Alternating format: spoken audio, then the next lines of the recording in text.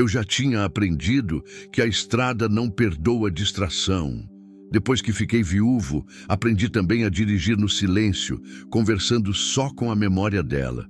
Naquele fim de tarde, quando meus faróis cortaram a poeira do acostamento, vi algo que fez minhas mãos travarem no volante. Uma jovem grávida, amarrada, ajoelhada na beira da estrada, chorando baixo. E a poucos metros dela, uma onça parda, parada, tensa, como se estivesse prestes a devolver a sentença que alguém já tinha dado. Meu primeiro impulso foi seguir em frente. Estrada ensina isso. Não olhar, não parar, não se envolver.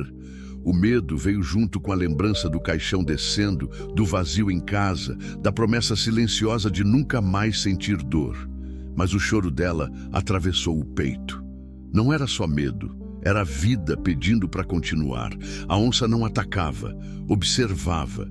Os músculos prontos, os olhos fixos, como se também estivesse decidindo. Eu senti o suor escorrer nas costas, o coração bater no ouvido. Um passo errado e tudo acabava ali. Para ela, para o bebê, para mim. Desci da cabine devagar, como quem pisa num território que não é mais dos homens. Cada passo era uma escolha. Eu podia voltar, ligar o caminhão e ir embora. Sobreviver. Mas, naquele instante, eu entendi uma coisa que a morte da minha esposa tinha me ensinado tarde demais. Sobreviver não é o mesmo que viver.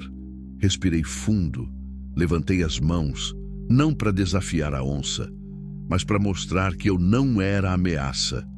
Me coloquei entre ela e a mulher. Senti o medo rasgar por dentro, mas continuei, porque se eu desse as costas, estaria abandonando não só aquela jovem, estaria abandonando quem eu ainda podia ser. O bicho era imenso, maior que qualquer onça que eu já tinha visto em foto ou documentário. A pelagem dourada brilhava na luz alaranjada do entardecer. As manchas escuras pareciam pintadas à mão. Os olhos eram duas brasas verdes, fixos em mim agora. A cauda chicoteava o chão levantando poeira fina. "Calma", sussurrei, mais para mim que para a onça. "Calma." Minha voz saiu rouca.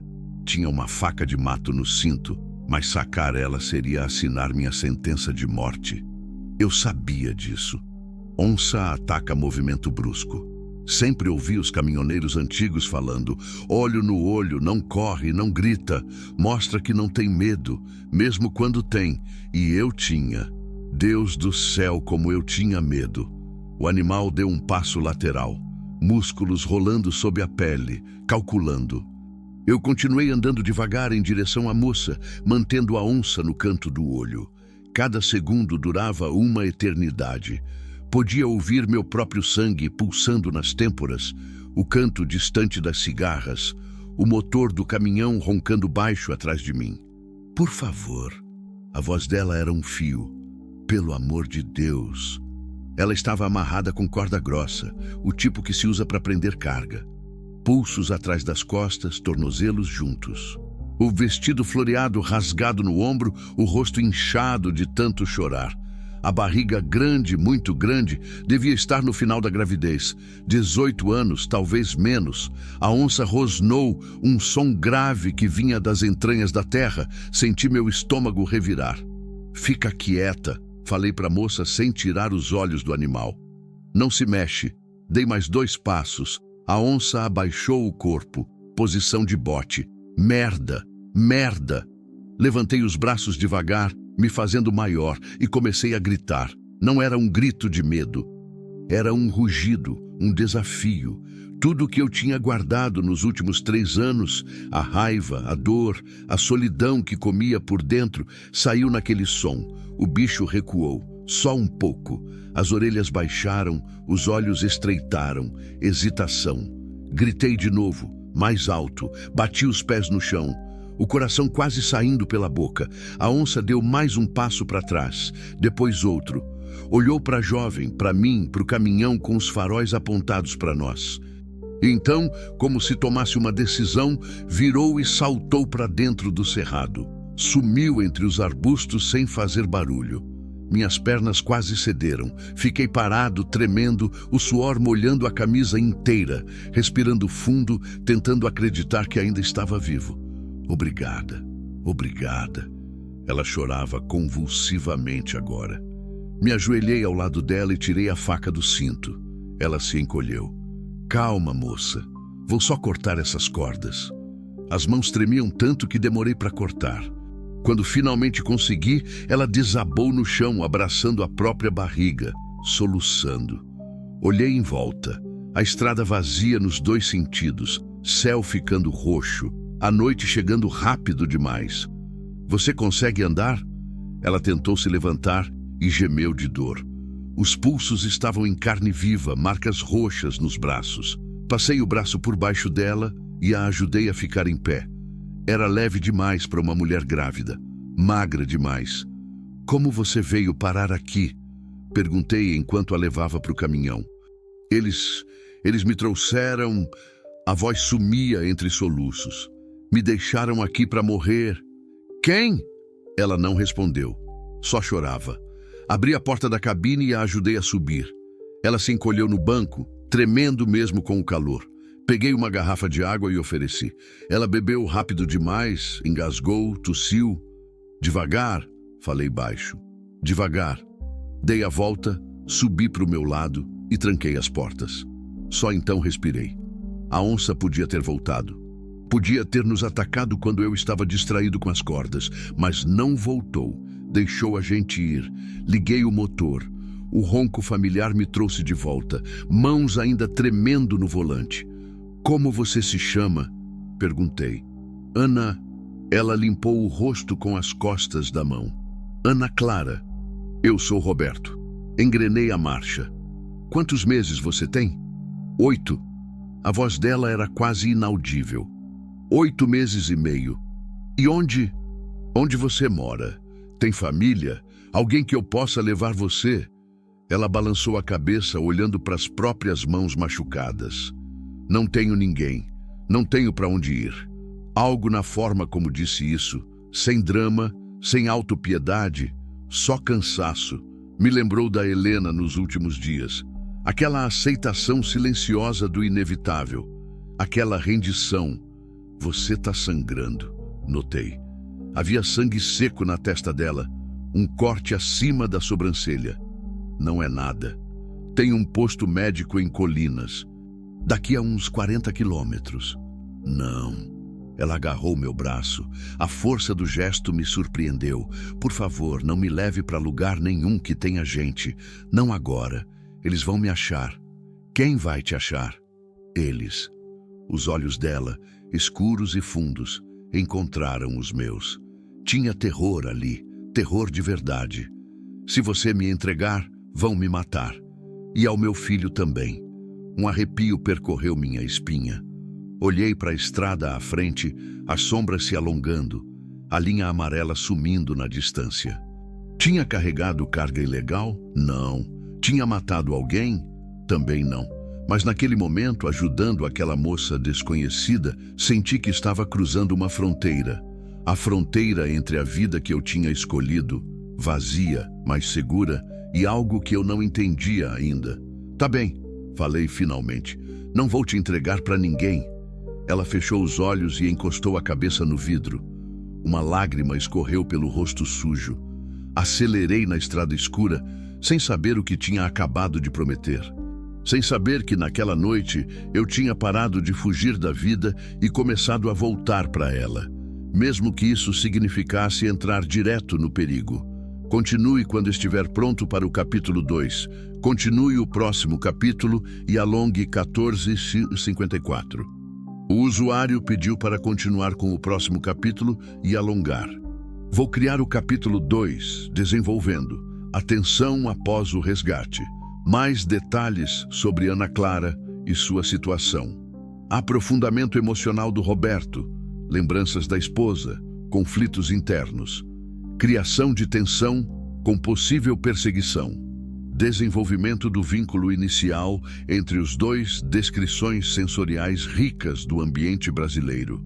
Diálogos realistas e emocionais. Momentos de silêncio significativo. Vou alongar bastante, criando mais profundidade emocional e tensão narrativa. Capítulo 2. Fantasmas na estrada. A noite caiu de vez. No cerrado, quando escurece, escurece para valer. Não tem poste de luz, não tem cidade perto.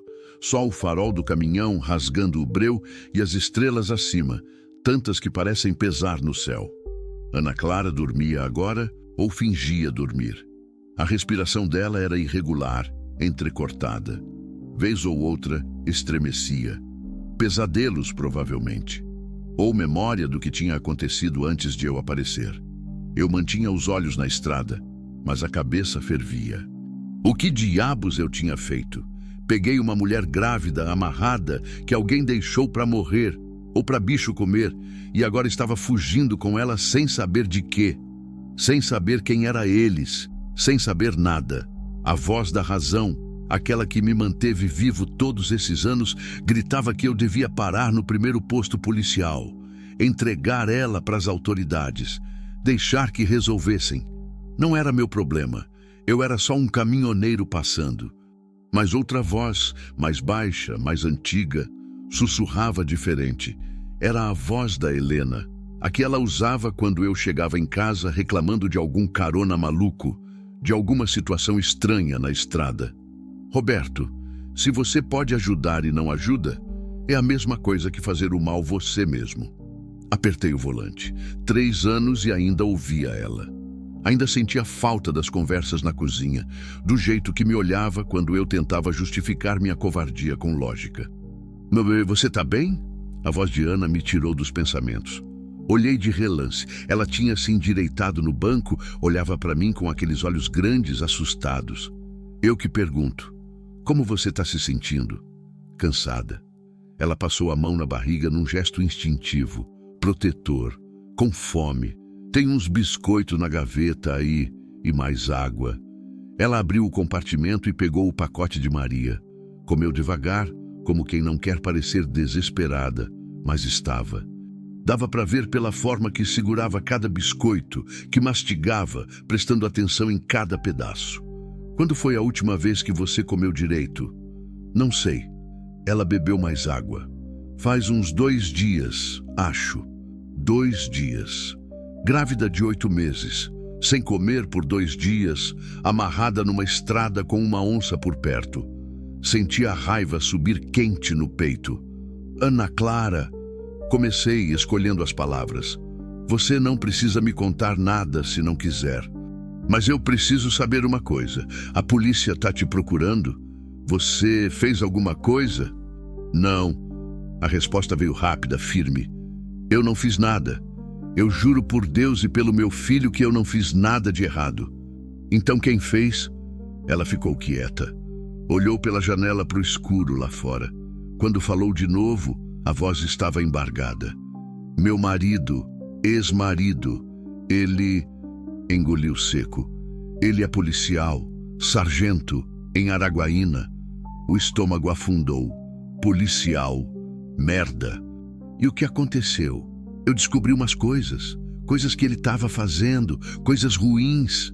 As mãos dela tremiam, segurando a garrafa. Ele batia em mim desde que a gente casou. Mas eu aguentava. Tinha medo de ir embora, de denunciar. Ele dizia que se eu contasse para alguém, me matava. E eu acreditava. E aí? Aí eu engravidei. Uma lágrima escorreu. Ela limpou rápido. Pensei que ia mudar, que ele ia, sei lá, ficar diferente. Mas piorou. Ele não queria o bebê. Dizia que eu tinha feito de propósito para prender ele. A estrada se estendia à frente, reta e infinita. Passei por uma placa. Colinas do Tocantins, 28 km. Podia parar lá, mas se o marido dela era policial na região, tinha contatos. Tinha gente que devia favores. Gente que olharia para o outro lado. Continue, pedi. Um dia ele chegou bêbado, mais do que o normal. E estava diferente, nervoso, com medo. Ela pausou, respirou fundo. Ele estava no telefone com alguém gritando, dizendo que não ia se queimar sozinho, que se caísse levava todo mundo junto. Caísse como? Não sei direito, mas ouvi ele falar de um carregamento, de dinheiro, de gente importante que ia ficar brava. Ana Clara olhou para mim. Acho que ele está envolvido com tráfico, ou coisa pior, tráfico, policial corrupto, mulher grávida que sabia demais. A história começava a fazer um sentido torto, perigoso. E como você foi parar naquela estrada? Ontem de noite ele chegou com 2 homens. Disse que eu tinha que sumir, que eu era um problema. Me arrastaram para fora de casa, me jogaram numa caminhonete. A voz dela quebrou. Eu implorei, falei do bebê. Ele riu. Disse que era melhor assim, que eu e a criança ia morrer do mesmo jeito. Melhor ser longe. E te deixaram amarrada. Eles me bateram primeiro, me amarraram. Um deles queria me matar logo, dar um tiro. Mas o outro disse que não podia ter corpo, que tinha que parecer acidente, sumiço. Ela engasgou. Aí me deixaram lá, falaram que os bichos iam resolver o problema. Fechei os olhos por um segundo. A maldade humana nunca deixava de me surpreender. Depois de ver minha esposa definhar numa cama de hospital, depois de implorar a Deus por um milagre que não veio, eu achava que já tinha visto o pior. Mas isso era outra categoria de crueldade. E a onça? Apareceu de tarde. Ficou ali, me olhando. Eu rezei. Rezei tanto que perdi a voz. Achei que ia morrer. Ela tocou a barriga de novo. Achei que a gente ia morrer, mas não morreu. Não, porque você apareceu. O silêncio tomou conta da cabine. Só o ronco do motor, o asfalto correndo embaixo, o vento batendo no vidro. Pensei na Helena, no dia que o médico deu o diagnóstico. Estágio 4. Inoperável. 6 meses, talvez menos. Ela tinha segurado minha mão e dito: promete que você vai continuar vivendo, que não vai virar um fantasma. Eu tinha prometido. E tinha mentido. Nos 3 anos seguintes, virei exatamente isso. Um fantasma dirigindo um caminhão, fazendo a mesma rota, comendo a mesma comida, dormindo nos mesmos motéis, existindo, mas não vivendo. Até aquela noite. Roberto, Ana me puxou de volta. Você está arrependido de ter me ajudado? Não. E era verdade. Mas estou com medo do que vem agora. Eu também. Passamos por colinas sem parar. Só diminuí para não chamar atenção. A cidade dormia, poucas luzes acesas. Um posto de gasolina aberto, movimento fraco. Segui em frente. Para onde a gente está indo? Ana perguntou. Para longe de Araguaína. Fiz as contas. Se seu marido acha que você morreu, vai demorar uns dias para começar a procurar corpo. Tempo suficiente para a gente sumir. Sumir para onde? Ainda não sei. Não era um plano. Era o oposto de um plano. Mas era tudo que eu tinha. Mais ou menos meia-noite, parei num acostamento deserto perto de Vanderlândia.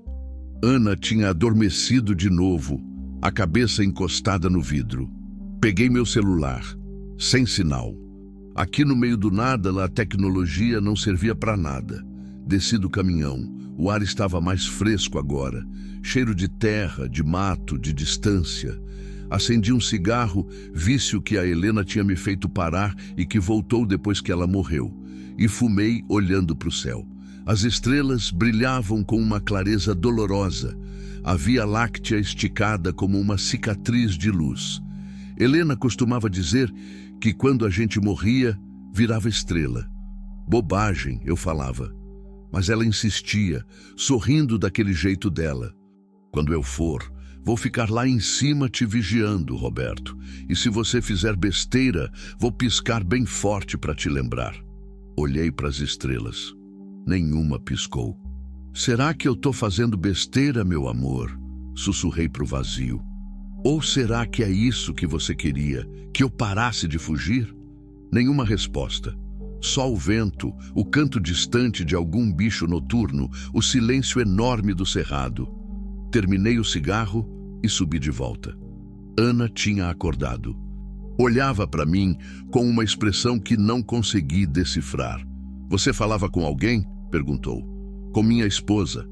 Pensei que você tinha dito que era viúvo. Sou, mas às vezes eu esqueço. Ela assentiu, como se entendesse perfeitamente. O bebê mexeu, disse de repente a voz mais suave.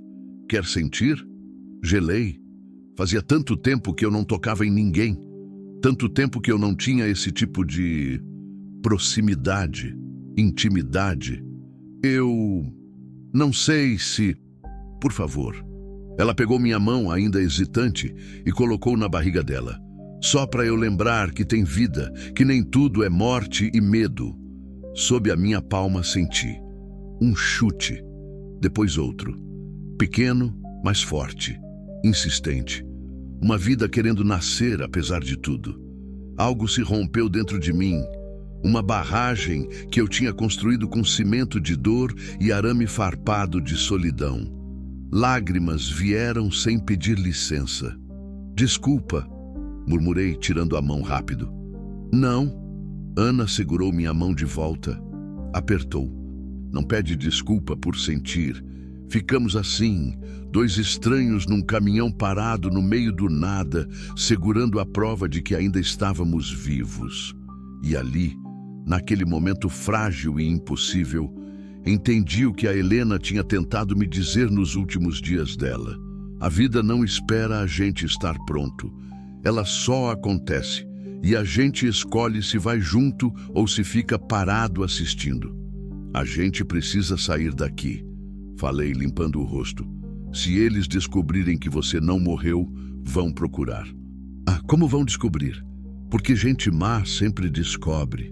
Liguei o motor, ainda sem plano, ainda com medo, mas com algo novo, ou talvez muito antigo, queimando no peito. Esperança.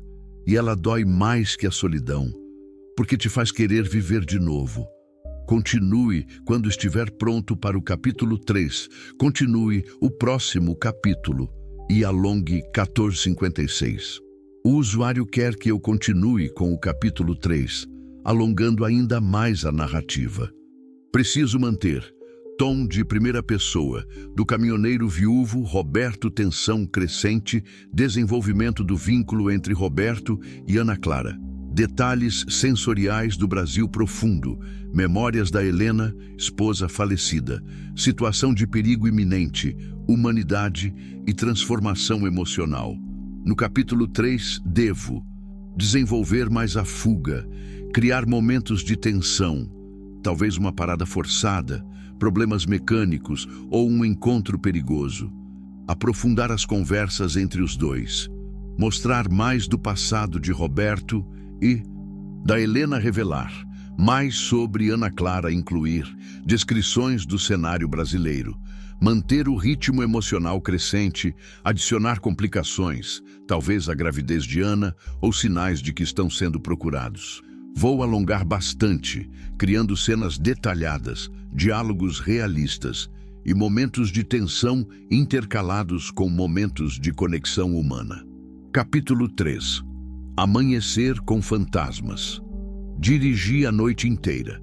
Ana dormia e acordava em ciclos irregulares, sempre sobressaltada, sempre levando uns segundos para lembrar onde estava. Cada vez que abria os olhos, olhava para mim como se precisasse confirmar que eu ainda estava ali, que não era sonho.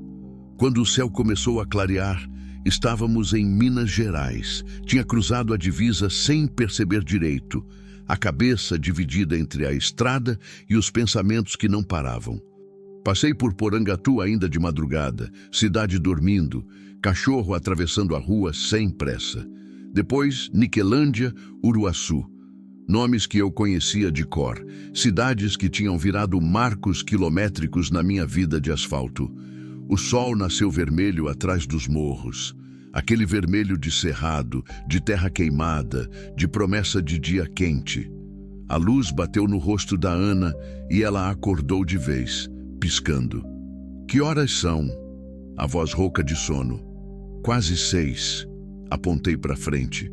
Tem uma cidade pequena ali, Morro Alto. A gente precisa parar. Por quê? Porque você precisa comer, precisa se limpar. Olhei para ela. E porque eu preciso de café antes de dormir em cima do volante. Ela passou a mão no rosto, sentiu o sangue seco na testa, a sujeira da estrada. Olhou para as mãos machucadas, os pulsos ainda marcados pelas cordas. Eu tô horrível. Você tá viva. O resto a gente resolve. Morro Alto era do tipo de cidade que existe aos montes no Brasil. 2 ruas principais, uma igreja, uma praça com coreto, casas simples, gente acordando cedo para trabalhar. Parei num posto de gasolina na entrada. O frentista, um rapaz magrelo de boné do Flamengo, veio cambaleando, ainda com cara de sono. Completa? Perguntou. Completa. E tem algum lugar para comer por perto? Tem a lanchonete da Dona Célia. Ele apontou rua acima. Abre às 6, faz um pão de queijo que é uma bênção. Obrigado. Enquanto ele abastecia, olhei para Ana. Ela tinha se encolhido no banco, o cabelo caindo no rosto, tentando se esconder. Medo de ser reconhecida, provavelmente. Medo de alguém fazer pergunta. Fica aqui, falei. Vou pagar e já volto. Entrei no posto. Tinha uma televisão pequena ligada atrás do balcão. Jornal local. Uma apresentadora de cabelo muito armado falava sobre a previsão do tempo. Depois passou para notícias. Enchente no sul. Acidente na BR-040. Operação policial em Araguaína. Parei de andar. A Polícia Civil deflagrou na madrugada de hoje uma operação contra esquema de desvio de cargas e corrupção policial na região norte do Tocantins. Segundo fontes, pelo menos 5 policiais estão sendo investigados, incluindo um sargento. A imagem mudou. Um prédio cercado por viaturas. Homens sendo levados algemados. Tá precisando de alguma coisa? O balconista, um senhor de óculos, me olhava esperando. Não, só o combustível. Paguei rápido demais. Mãos suando. Voltei pro caminhão quase correndo. Ana estava com os olhos arregalados. Você viu? Vi. Era ele, na televisão. Meu marido. Ela tremia. Ele foi preso. Talvez isso seja bom. Se ele tá preso... Não. Ela agarrou meu braço. Você não entende. Se ele foi preso, significa que o esquema caiu. E se o esquema caiu, ele vai falar. Vai entregar todo mundo. Inclusive que me matou. Mas você tá viva. E se aparecer corpo? Qualquer corpo de mulher, ele vai dizer que sou eu. Para fechar a história, o pânico na voz dela era real. A gente precisa ir embora. Agora. Calma. Roberto, por favor. Liguei o motor. O frentista ainda estava guardando a mangueira. Me olhou confuso quando saí sem esperar troco. Subi a rua em direção contrária à lanchonete, o estômago reclamando de fome, mas a cabeça mandando ir embora. Rodamos mais 2 horas antes de eu parar de novo. Num lugar isolado, estrada de terra que saía da rodovia principal. Encostei debaixo de um pé de pequi. Desliguei o motor. O silêncio caiu como uma pedra. A gente não pode continuar assim, falei. Você precisa comer, eu preciso dormir. E a gente precisa de um plano. Que tipo de plano? Um que não seja só fugir. Me virei para ela. Ana, se seu marido está dizendo que você morreu, a gente precisa provar que você está viva. Precisa denunciar ele. Contar o que aconteceu. Para quem? Para os amigos policiais dele. Ela riu, um riso amargo. Você acha que alguém vai acreditar em mim contra ele? O pessoal que está investigando vai. E até lá, até conseguir falar com alguém que preste, que não seja comprado, quantos dias vou durar? Não tinha resposta para isso, porque ela tinha razão. Tinha visto muita coisa na estrada, sabia como o sistema funcionava no interior. Quem tinha poder tinha proteção, e policial corrupto tinha os dois. Então me diz o que você quer fazer, pedi. Ela ficou quieta. Olhou pela janela para o cerrado se estendendo, terra vermelha, capim dourado, céu azul sem fim, tocou a barriga. Quero que meu filho nasça. A voz firme agora. Quero que ele cresça, que tenha uma vida. Olhou para mim. Só isso. Só quero que a gente sobreviva. A gente, você e eu. Ela não desviou o olhar. Porque se você me deixar agora, Roberto, eu não vou conseguir sozinha. E você sabe disso. Tinha razão de novo. Grávida, sem dinheiro, sem documento, fugindo de polícia corrupto. Ela não duraria uma semana. Encostei a cabeça no banco. Fechei os olhos. Senti o peso da decisão me esmagando.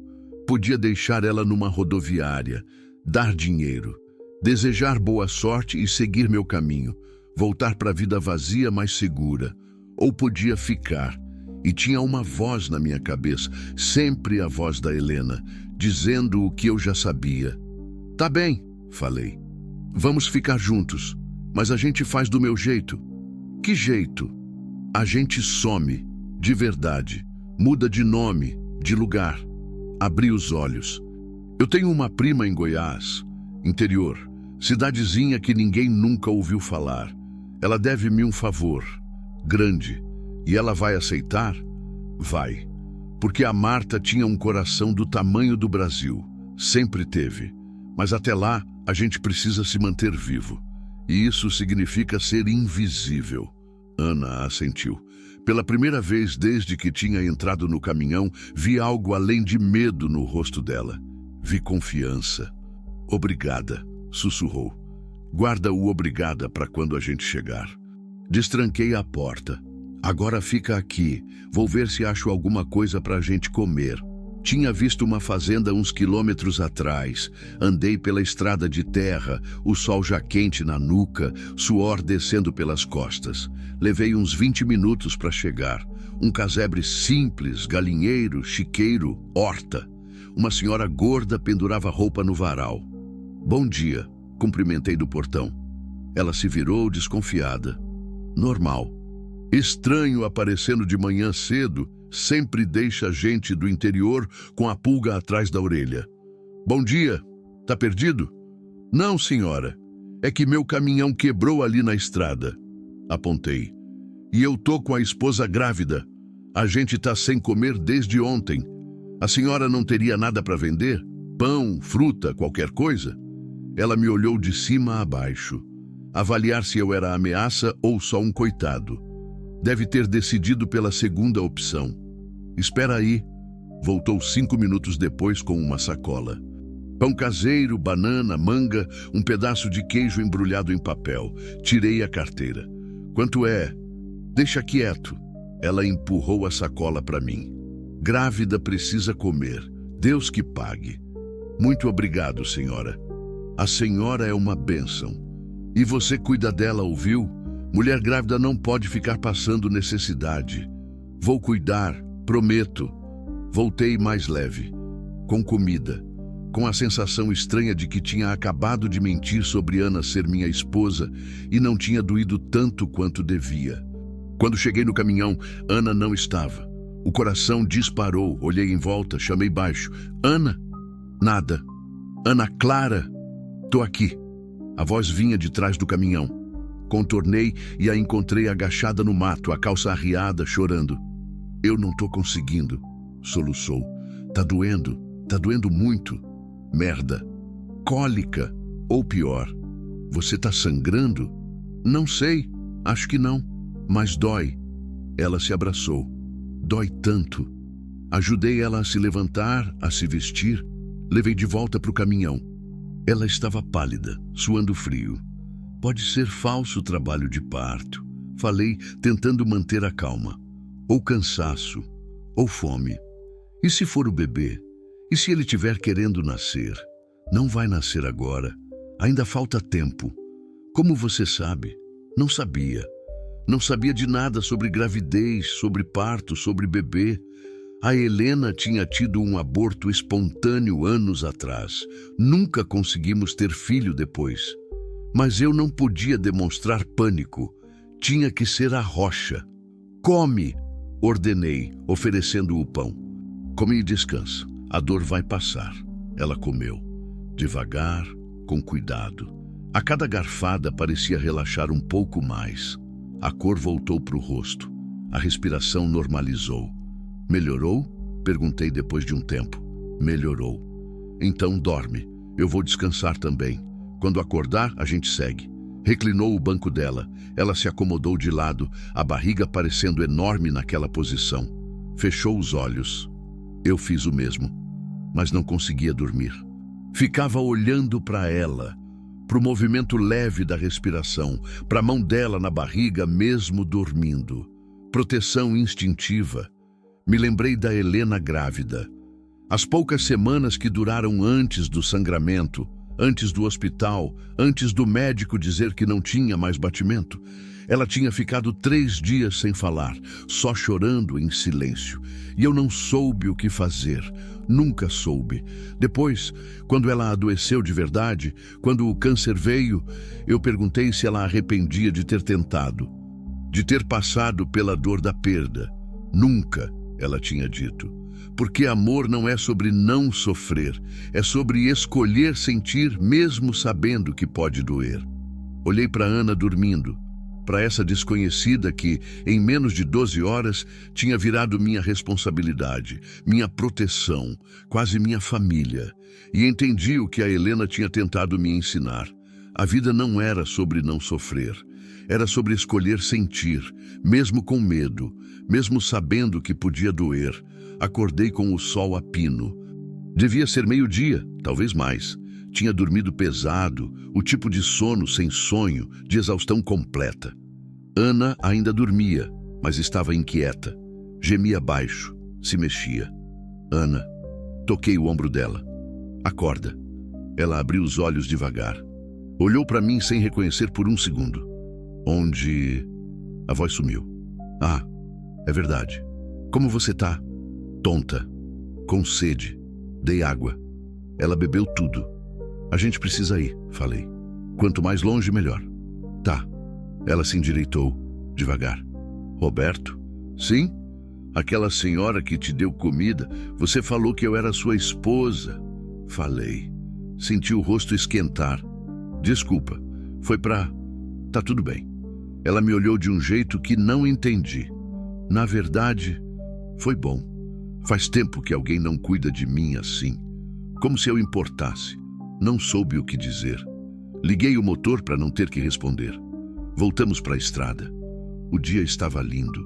Céu limpo. Paisagem se desenrolando como um quadro. Mas eu não conseguia apreciar. Porque sabia que em algum lugar alguém estava procurando. Mesmo que achassem que Ana estava morta, iam querer ter certeza. Iam querer achar corpo. E quando não achassem... Você tá com medo, Ana disse. Não era pergunta. Tô. Eu também. Mas é diferente agora. Diferente como? Porque eu não tô sozinha. Olhei para ela. 20 e poucos anos, grávida, fugindo para salvar a vida, e ainda conseguia encontrar conforto em não estar sozinha. A Helena diria que isso era força. Eu chamava de milagre. Seguimos em frente. Rumo a Goiás, rumo ao desconhecido, rumo a qualquer coisa que não fosse o passado nos alcançando. Continue quando estiver pronto para o capítulo 4, continue o próximo capítulo e alongue 14:58. O usuário quer o capítulo 4, alongado. Preciso manter a tensão crescente, desenvolver mais o vínculo entre Roberto e Ana, incluir momentos de aflição e perigo real, aprofundar as memórias de Roberto sobre Helena, criar situações que testem as escolhas de Roberto, incluir detalhes sensoriais do Brasil profundo, alongar significativamente, mais descrições, mais diálogos, mais desenvolvimento emocional, preparar para complicações maiores nos próximos capítulos. Vou criar uma parada necessária que gera tensão. Encontro com alguém que pode ser ameaça ou aliado. Mais revelações sobre o passado de Ana, desenvolvimento do vínculo emocional. Memórias mais profundas de Helena, sinais de que estão sendo procurados. Um momento de quase captura ou perigo real. Aprofundamento do estado físico-emocional de Ana. Capítulo 4. O preço de escolher viver. A estrada para Goiás parecia não ter fim. Quilômetro após quilômetro de asfalto rachado, sol escaldante, paisagem que mudava tão devagar que às vezes eu tinha a sensação de estar parado. Mas não estava. Estava fugindo. E fugir é sempre movimento, mesmo quando parece que você não sai do lugar. Ana passou a tarde toda calada, olhando pela janela. Vez ou outra tocava a barriga, conversava baixinho com o bebê. Eu fingia não escutar, mas escutava. Ouvia ela prometendo que ia ficar tudo bem, que o papai não ia machucá-los mais, que logo eles iam ter uma casa de verdade, um lugar seguro. Promessas que eu não sabia se poderia ajudar a cumprir. Passamos por Uruaçu no meio da tarde. Cidade maior, movimento de gente, comércio aberto. Senti o impulso de parar, de comprar coisas que Ana precisava. Roupa limpa, remédio, comida de verdade. Mas o medo foi mais forte. Quanto mais gente, mais chance de alguém reconhecer, de alguém fazer pergunta errada. Você tem fome? Perguntei. Sempre. Ela deu um sorriso fraco. Mas consigo aguentar. Não precisa aguentar. Só a gente tem que ser esperto com as paradas. Eu sei. Mais 50 quilômetros e o combustível começou a ficar crítico. Ia ter que parar. Não tinha escolha. Procurei um posto pequeno, desses de beira de estrada que mais parece casa do que comércio. Achei um perto de Santa Teresa de Goiás. Fica abaixada, falei para Ana. E se alguém perguntar, você tá dormindo? Tá. Ela se encolheu no banco, puxou o casaco que eu tinha dado sobre a cabeça. Parecia uma criança se escondendo de trovão. Parei no posto. Um único bico de combustível, uma lojinha que mais parecia depósito, um homem velho sentado numa cadeira de plástico fumando cigarro de palha. Ele me olhou com aquela desconfiança preguiçosa de quem já viu de tudo e nada mais impressiona. Boa tarde, cumprimentei. Tarde. Ele não se levantou. Quer o quê? Completar o tanque. Diesel. Pois não. Ele se mexeu devagar, cada movimento parecendo custar esforço. Destampou o caminhão, enfiou a mangueira. O cheiro forte de combustível invadiu o ar quente da tarde. Vem de longe? Perguntou enquanto o tanque enchia. De Palmas. Vai para onde? Goiânia. Estrada tá boa. Ele cuspiu no chão. Mas fica esperto, tá cheio de blitz por essas bandas. Senti o estômago apertar. Blitz? É, polícia tá procurando não sei o quê. Ele me olhou. Perguntaram se eu vi uma mulher grávida, sozinha. Você viu? O mundo parou. O barulho do combustível enchendo o tanque ficou distante. As cigarras calaram. Consegui manter a voz firme. Não, por quê? Aconteceu alguma coisa? Sei lá, falaram que ela fugiu de casa, que o marido tá procurando. Ele deu de ombros. Eu não me meto nessas coisas. Cada um com seus problemas. Também acho. O tanque encheu. Ele desligou a bomba, calculou o valor. Paguei em dinheiro. Sempre dinheiro. Cartão deixa rastro. Quer alguma coisa da loja? Ofereceu. Tem água e alguma coisa para comer? Tem bolo de fubá que minha mulher fez hoje cedo. E refrigerante. Me vê 2 pedaços de bolo e 2 garrafas de água. Enquanto ele ia buscar, olhei para o caminhão. Ana continuava encolhida, imóvel, tensa. Sabia que tinha ouvido. Sabia que o marido estava procurando. O velho voltou com uma sacola. R$8, disse. Paguei. Peguei a sacola. Essa Blitz, arrisquei. Sabe onde tá? Ouvi falar que tem uma na entrada de Goiânia e outra em Anápolis. Ele voltou para a cadeira. Mas isso foi de manhã. Agora não sei. Obrigado pela informação. De nada. E fica esperto. Mulher grávida fugida geralmente significa problema grande. Vou ficar. Voltei para o caminhão. Subi. Liguei o motor. Só quando saí do posto e ganhei a estrada de novo é que Ana se mexeu. Eles sabem, disse, a voz tremendo. Sabem que eu tô viva. Calma. Você ouviu o homem. Tão procurando. Tem blitz. Ela se endireitou, o rosto branco. A gente não vai conseguir passar. Vai sim. Como? Boa pergunta. Blitz em Goiânia e Anápolis significava que não dava para ir direto para a capital. Tinha que desviar, pegar estradas secundárias, mas Ana não aguentaria muito mais tempo na estrada. Eu via no rosto dela, no jeito que segurava a barriga, no cansaço que pesava nos ombros. A gente desvia, decidi. Pega a estrada de terra, chega na casa da minha prima por trás. E se tiver blitz lá também? Não vai ter. Torci para estar certo. Pilar é pequena demais. Eles vão cobrir as cidades grandes. E se você tiver errado?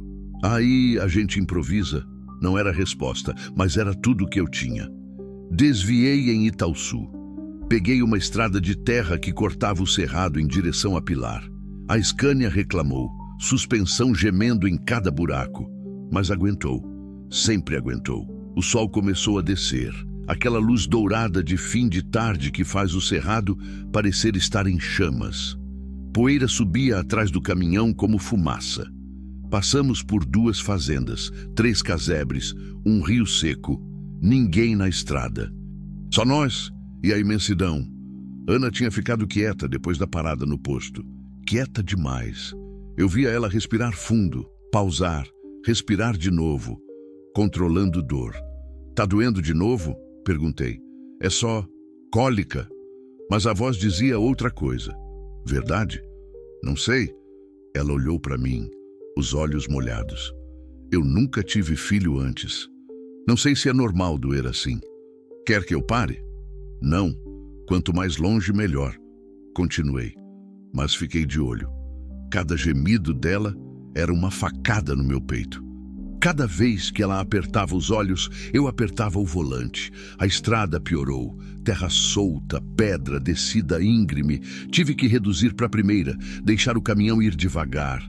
A poeira entrava pela janela mesmo fechada, grudava na pele, arranhava a garganta. Roberto! A voz de Ana, fraca. Acho que tem alguma coisa errada. Olhei. Ela estava curvada, as 2 mãos na barriga. O que você está sentindo? Pressão. Muita pressão. E engoliu seco. Tá molhado. Merda. Merda, merda, merda. Molhado como? Eu não sei. Ela estava começando a entrar em pânico. Não é xixi. É diferente. Bolsa estourada. Tinha que ser. Trabalho de parto. Agora. Pisei fundo. A estrada de terra virou borrão. O caminhão pulava, chacoalhava. Ana gemia de dor. Aguenta, pedi. Por favor, aguenta. Tá. Tentando. Levei mais 20 minutos em estrada que deveria levar 40. Quando vi a casa da prima à distância, quase chorei de alívio. Pequena, cerca de arame, quintal com galinheiro. Mas tinha luz acesa, tinha gente. Estacionei na frente fazendo poeira subir igual nuvem. Desci antes do motor morrer. Marta! Gritei.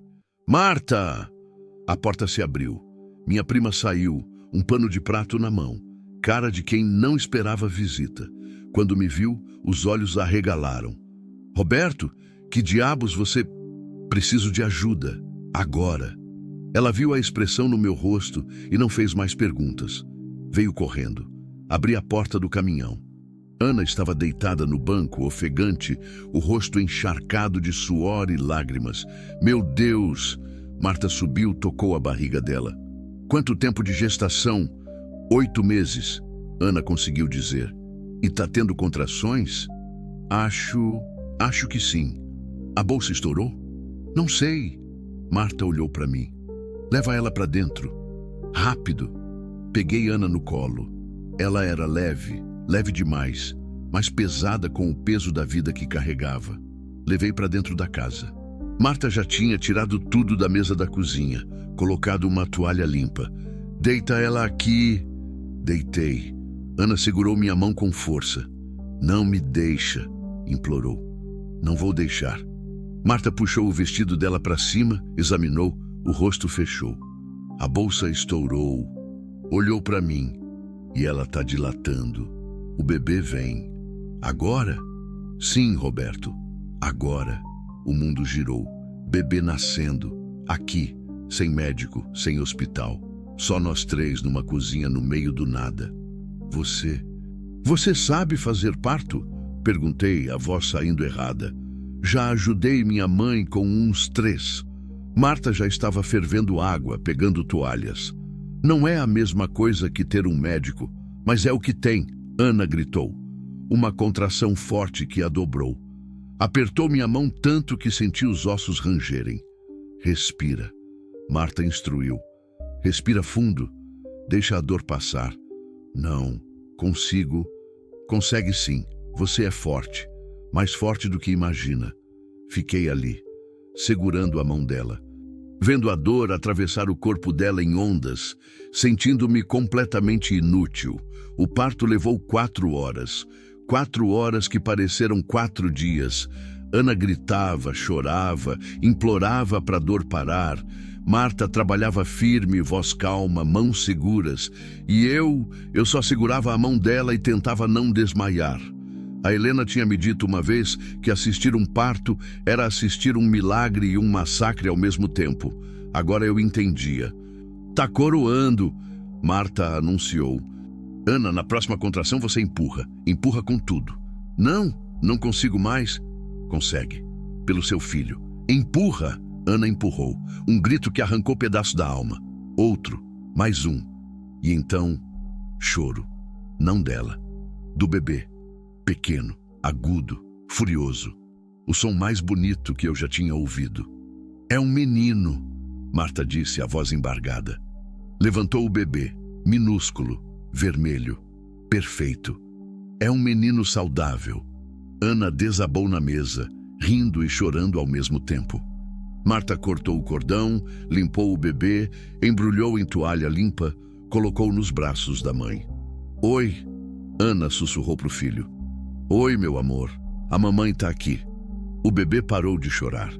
Abriu olhinhos minúsculos, como se estivesse tentando entender o mundo. Eu não conseguia parar de olhar.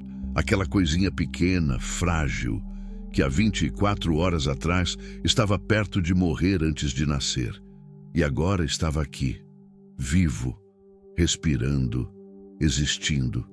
Roberto, Ana me chamou, os olhos brilhando. Quer segurar? Eu não sei se... Por favor. Marta colocou o bebê nos meus braços, ensinando como segurar a cabeça, como apoiar o corpo. Olhei para baixo, para o rostinho amassado, os dedos minúsculos, o peito subindo e descendo. Algo se quebrou dentro de mim, definitivamente. A barragem que já estava rachada desmoronou de vez. Chorei. Chorei como não chorava desde o enterro da Helena. Chorei pela vida que não tivemos, pelo filho que perdemos, por todos os anos vazios. E chorei de gratidão, porque estava vivo para ver aquilo, porque tinha escolhido parar, porque tinha decidido sentir. Qual vai ser o nome dele? Marta perguntou, limpando Ana. Ana olhou para mim, depois para o filho. Miguel, disse. Miguel Roberto. Olhei para ela surpreso. Por quê? Porque você salvou a vida dele. Lágrimas escorriam pelo rosto dela. E a minha? Você é mais pai dele do que o homem que me amarrou numa estrada. Não soube o que dizer. Olhei para o bebê, para o Miguel, e senti o peso da responsabilidade cair sobre mim como uma pedra. Mas não era peso ruim. Era o peso de ter algo pelo que viver de novo. De ter alguém por quem valer a pena acordar. Marta preparou um quarto para os dois. Cama limpa, janela aberta para o ar fresco da noite. Ana estava exausta, o corpo inteiro tremendo de cansaço e alívio. Ajudei ela até a cama, o bebê mamando pela primeira vez. Descansa, falei. Você está segura aqui. E você, vai embora? Não. A resposta saiu sem pensar. Não vou. Ela sorriu, um sorriso pequeno, cansado, mas real. Boa noite, Roberto. Boa noite, Ana. Saí do quarto. Marta estava na cozinha limpando, organizando. Me olhou quando entrei. Você vai me contar o que está acontecendo? Perguntou sem rodeios. É complicado. Roberto, você aparece aqui do nada com uma mulher grávida fugindo de alguém. Ela tem bebê na minha mesa sem hospital. E você acha que eu não mereço explicação? Tinha razão. Contei tudo. A onça, a estrada, o marido policial, a fuga, a blitz. Marta escutou sem interromper, o rosto fechado. Você se meteu numa furada grande, disse quando terminei. Eu sei. Se descobrirem que ela está aqui, não vão descobrir. Olhei nos olhos dela. Marta, eu preciso da sua ajuda, só por uns dias, até eu descobrir o que fazer. E se eu disser não? Aí eu pego ela e o bebê e vou embora. E você nunca mais vê a gente. Ela me estudou. Minha prima sempre teve aquele jeito de olhar que parecia ler pensamento. Finalmente suspirou. A Ana pode ficar. E o bebê? Uma pausa. Mas você, Roberto, você tem certeza do que está fazendo? Porque isso não tem volta. Eu sei. Você mal conhece essa moça. Não sabe se ela está falando verdade. Não sabe se... Eu sei que ela ia morrer se eu não tivesse parado. Interrompi. Sei que o bebê não ia nascer. E sei que, pela primeira vez em 3 anos, eu sinto que tem motivo para continuar. Marta balançou a cabeça, mas sorriu. A Helena ia gostar dela, disse baixinho. Ia rir sem humor. Ia dizer que foi tudo coisa do destino. E você, o que acha? Olhei para a porta do quarto onde Ana dormia com o filho nos braços. Acho que destino é só a gente escolhendo ser melhor do que tem obrigação de ser. Marta me abraçou. Apertado, caloroso. Bem-vindo de volta, primo, sussurrou. Tava com saudade de ver você vivo. Retribuí o abraço. E pela primeira vez desde que a Helena morreu, senti que talvez, só talvez, eu conseguisse sobreviver a tudo isso. Não sem cicatrizes, mas vivo. E isso já era vitória. Continue quando estiver pronto para o capítulo 5. Continue o próximo capítulo e alongue 1501. O usuário quer que eu continue com o capítulo 5 e que eu alongue bastante. Até agora a história seguiu. Capítulo 1. Roberto encontra Ana amarrada na estrada com uma onça por perto, salva ela. Capítulo 2. Descobrem que o marido dela é policial corrupto que foi preso. Fogem. Capítulo 3. Param em fazenda para descansar. Ana tem dor, seguem viagem. Capítulo 4. Chegam na casa da prima Marta. Ana entra em trabalho de parto e dá à luz. Miguel. Agora no capítulo 5, preciso desenvolver a tensão de estarem escondidos. Explorar o relacionamento entre Roberto e Ana se aprofundando. Trazer ameaças ou desenvolvimento da trama de perseguição. Desenvolver as emoções de Roberto como viúvo, cuidando de uma família nova. Manter o tom emocional, com detalhes sensoriais do cerrado. Incluir momentos de medo, aflição, mas também de conexão humana.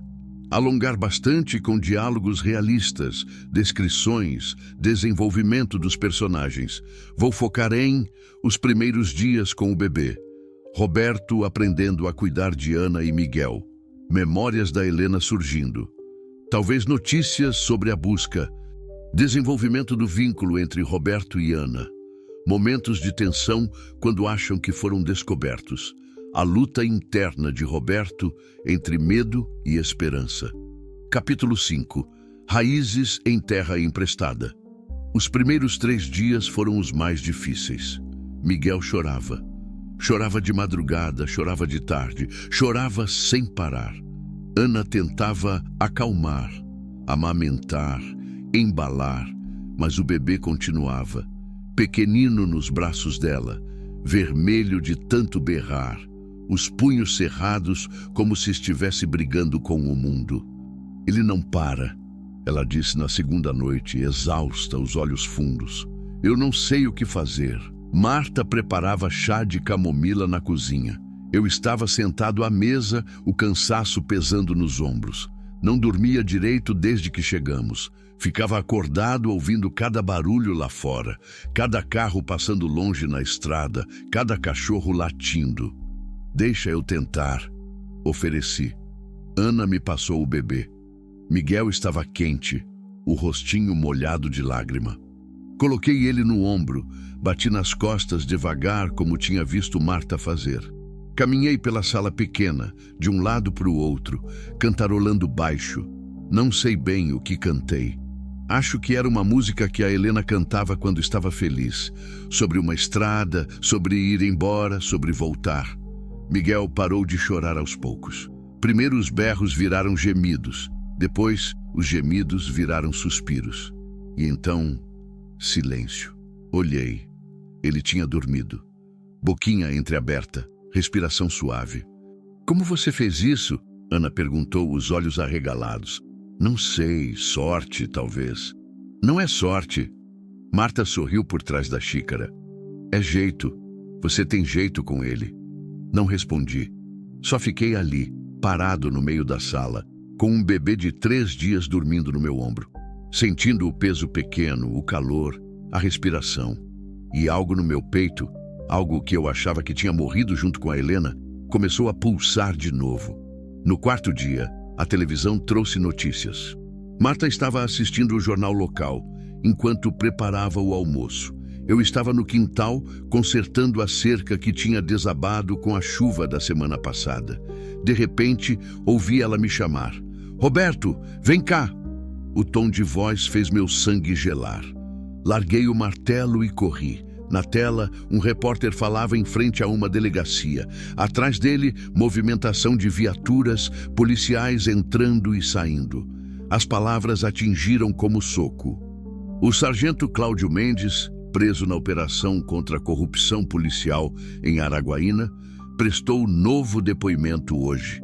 Segundo fontes, ele teria confessado o assassinato da esposa, Ana Clara Mendes, de 23 anos, que estava grávida de 8 meses.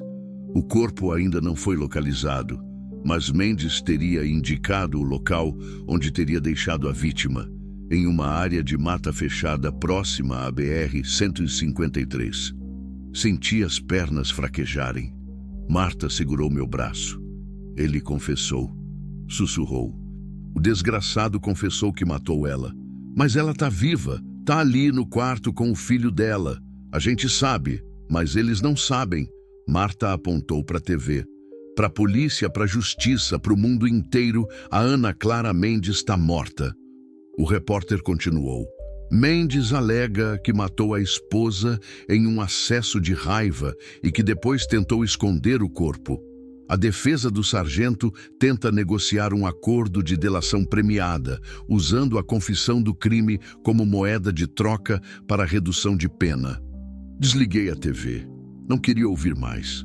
Não queria ver a cara daquele monstro na tela, fingindo remorso, usando o suposto assassinato da própria esposa como barganha.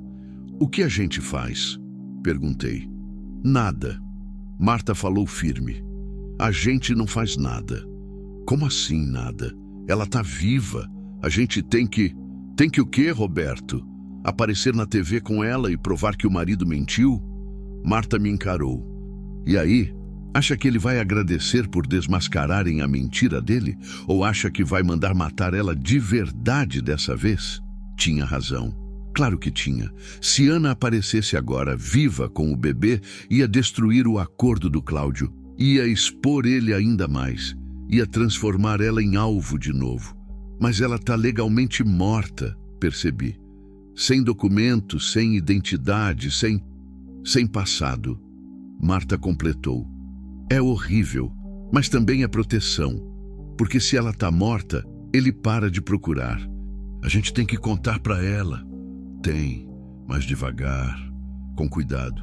Fui até o quarto. Ana estava deitada, Miguel mamando. Ela olhou para mim e soube na hora que tinha acontecido algo. O que foi? Sentei na beira da cama. Contei. Cada palavra era uma pedra caindo. Ela ouviu em silêncio, o rosto se fechando, os olhos enchendo de lágrima. Então ele disse que me matou, murmurou quando terminei. Disse, e as pessoas acreditaram. Acreditaram. Ela olhou para o filho mamando, a boquinha pequena no peito dela. Minha família, minha mãe, eles vão achar que eu morri. Ana, ela já perdeu meu pai há 5 anos. Agora vai pensar que perdeu a filha também. A voz quebrou. E eu não posso nem ligar, não posso dizer que estou viva, porque se eu fizer isso, ele vai te achar, completei, e vai terminar o que começou. Ela chorou. silenciosamente. Lágrimas escorrendo enquanto o bebê mamava, alheio ao peso do mundo sobre a mãe dele. Segurei a mão dela, não sabia o que dizer. Não tinha palavras para confortar alguém que acabava de perder a própria existência.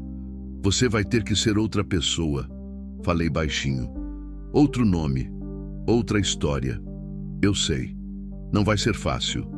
Nada disso tem sido fácil. Ela olhou para mim. Mas eu tô viva, Miguel tá vivo. E isso já é mais do que eu tinha direito de esperar. A força dela me assombrava. 23 anos, tinha perdido tudo. Identidade, família, passado, e ainda conseguia encontrar gratidão na sobrevivência. A Helena diria que isso era graça. Eu chamava de coragem. Naquela noite não consegui dormir. Fiquei no quintal, sentado num toco de árvore, fumando. O céu estava limpo, estrelas sem fim, lua crescente pendurada como unha de Deus. Ouvi a porta se abrir. Marta veio sentar do meu lado. Tá pensando em ir embora? Perguntou. Não. Apaguei o cigarro no chão. Tô pensando que devia, mas não vou. Por quê? Porque se eu for agora, vou passar o resto da vida me perguntando o que aconteceu com eles. Se ficaram bem, se sobreviveram. Olhei para casa. E eu já passei 3 anos me perguntando, e se? Não quero passar mais 3. Marta ficou quieta um tempo. Depois disse, a Helena ia gostar dela. Você já falou isso, mas é verdade. Ela me olhou.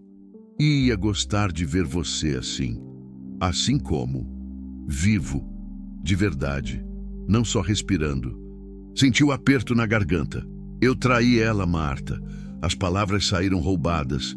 A Helena morreu e eu tô aqui, com outra mulher, cuidando do filho de outra pessoa, como se estivesse seguindo em frente. Marta completou suave. Roberto, isso não é traição, é vida, e a Helena não ia querer você parado no tempo, virando múmia de luto. Como você sabe? Porque eu conhecia ela. Pegou minha mão. Ela me fez prometer, sabe? No hospital, uns dias antes do fim. Me fez prometer que eu ia cuidar de você, que ia te empurrar para viver de novo. Ela não falou nada disso para mim, porque sabia que você ia prometer e não ia cumprir. Marta sorriu triste. Você é teimoso demais. Precisava descobrir sozinho. Descobrir o quê? Que dá para honrar quem a gente perdeu vivendo, não morrendo junto. Me levantei, andei até a cerca, encostei, olhando para o escuro do cerrado se estendendo. Eu tenho medo, admiti. Medo de me apegar, de criar laço. E aí perder de novo. Vai perder. Marta veio perto. Uma hora ou outra todo mundo perde todo mundo. É parte de viver. Mas isso não faz o amor valer menos. Faz valer mais. Eu não amo ela. Ainda não. Mas vai. Ela tocou meu ombro. Porque você já escolheu ela. Já escolheu o Miguel. E escolha é o começo de tudo. Voltei para dentro. Marta foi dormir. Fiquei na sala. A casa em silêncio. Até ouvir o choro do Miguel. Baixo começando. Fui até o quarto. Ana dormia profundamente, exausta. Miguel mexia no berço improvisado, uma gaveta forrada com cobertor. Peguei ele no colo antes que o choro acordasse a mãe. Shhh, sussurrei. Tá tudo bem, tô aqui. Levei ele para a sala. Sentei na cadeira de balanço que a Marta tinha emprestado. Embalei devagar. Miguel parou de chorar. Me olhou com aqueles olhinhos escuros, sem foco ainda, mas tentando entender. Você não pediu para nascer nessa confusão. Falei baixo. Não pediu para ter um pai que é monstro. Para ter uma mãe que teve que virar fantasma. Toquei o rostinho dele. Mas você tem a gente agora. Tem ela, que é forte demais pro próprio bem. E tem eu, que não sei o que tô fazendo, que tô com medo, mas que não vai deixar nada de ruim acontecer com você. Miguel bocejou, fechou os olhos, confiou, e naquela confiança cega de bebê, encontrei algo que não sabia que ainda podia sentir. Propósito. Os dias viraram semana. A semana virou 2. Ana se recuperava devagar. O corpo voltando ao normal, a força retornando. Miguel crescia, não muito, mas o suficiente para Marta dizer que estava saudável. Estabelecemos rotina. Eu acordava cedo, ajudava Marta na fazenda, consertava cerca, dava comida para os animais, cuidava da horta. Ana ficava com Miguel, amamentando, trocando, ninando. À tarde, eu assumia o bebê para ela descansar. À noite, jantávamos juntos, os 4, e conversávamos. Conversávamos sobre tudo, sobre nada. Ana contava da infância no interior do Tocantins, de como tinha conhecido o Cláudio numa festa, de como tinha se apaixonado pela versão mentirosa dele. Eu contava da estrada, dos lugares que conhecia, das cidades que tinha atravessado. Marta enchia as pausas com histórias antigas, com piadas, com sabedoria de quem já viveu demais para se surpreender com qualquer coisa. Não falávamos sobre o futuro, porque o futuro era incerto demais. Mas uma noite, na 3ª semana, Ana tocou no assunto. A gente não pode ficar aqui para sempre, disse. Estávamos no quintal, Miguel dormindo no carrinho. Não é justo com a Marta. A Marta não reclamou, porque ela é boa demais. Ana olhou para casa. Mas a gente está abusando da hospitalidade dela. E você tem uma vida, um trabalho. Tenho. Tinha ligado para o despachante, inventado uma história de caminhão quebrado, de precisar de tempo. Ele não tinha gostado, mas aceitou, por enquanto. E não pode ficar aqui para sempre cuidando de mim e do Miguel. Por que não? Porque... Ela procurou as palavras. Porque a gente não é sua responsabilidade. Eu escolhi que fosse. Roberto, Ana. Olhei nos olhos dela. Eu parei naquela estrada. Eu decidi ajudar. Eu trouxe vocês para cá. E agora vocês são minha responsabilidade, sim. Não porque tenho obrigação, mas porque eu quero. Por quê? A voz dela saiu pequena. Por que você se importa tanto com a gente? Pensei antes de responder. Pensei na Helena, na promessa que quebrei, nos 3 anos vazios. Pensei no Miguel nascendo na mesa da Marta, no choro dele cortando a noite, na mão da Ana apertando a minha. Porque vocês me lembraram que eu tô vivo, falei, e eu tinha esquecido disso. Ana ficou quieta. Uma lágrima escorreu. Ela limpou rápido. Eu também tinha esquecido, admitiu. De tanta pancada, de tanto medo, de tanta dor. Eu tinha esquecido que valia a pena continuar. E agora? Agora eu olho para o Miguel e lembro. Ela tocou o carrinho. Mas também olho para você e sinto que talvez a gente consiga. Que talvez tenha futuro. Tem. Não sei de onde veio a certeza, mas estava lá. A gente só precisa descobrir qual. Na manhã seguinte, Marta apareceu com uma ideia. Tenho uma amiga em Itaberaí, disse, servindo café. Ela trabalha na prefeitura. Tem contatos. Que tipo de contatos? Perguntei. Do tipo que consegue documento. Marta baixou a voz. Não é legal, mas é real. Certidão de nascimento, RG, CPF. Tudo novo. Tudo limpo. Ana parou com a xícara no ar. Você está falando de dar identidade nova para você e para o Miguel. Marta assentiu. Não vai ser barato e vai demorar uns meses, mas é possível. E se descobrirem? Não vão descobrir. Marta falou com certeza. Minha amiga faz isso há anos, para gente fugindo de violência doméstica, de tráfico, de milícia. Ela sabe o que está fazendo. Olhei para Ana, vi o medo no rosto dela, mas também vi esperança. Quanto custa? Perguntei. 5.000. Marta fez uma careta. Por pessoa. 10.000. Não tinha. Tinha talvez 3 no banco, mais uns 2.000 em espécie guardado. Ia precisar trabalhar, voltar para a estrada. Eu consigo, falei. Roberto, eu consigo. Olhei para Ana. Mas você vai ter que ficar aqui, com a Marta, até eu juntar o dinheiro. Por quanto tempo? 2 meses. talvez 3. Ela mordeu o lábio, olhou para o Miguel. E se você não voltar? A pergunta doeu mais do que devia. Eu volto. Como eu sei? Porque... Respirei fundo. Porque vocês são minha família agora. E eu não abandono família. Silêncio. Pesado. Carregado. Então Ana se levantou, veio até mim e me abraçou.